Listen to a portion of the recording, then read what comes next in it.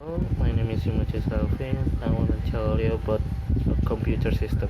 The computer system is the many of computer devices that are interconnected with each other to process data. So it can produce the information desired by its users. While using computer, there's three things. Part of computer system is hardware, software, and brainware. The first thing is hardware. Hardware is that we can see its physical form, which is a mouse, a keyboard, a memory, power supply, display. The parts of hardware is input, output, storage, and processing. Second is software. Software we call is a program. Unlike hardware, software is no physical form.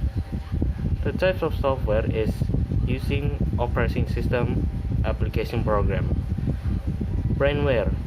Brainware is a use who runs a computer to play the important role in the computer system in order to run. The type of brainware is developer, analyze system, administrator, and operator. Thank you for watching this.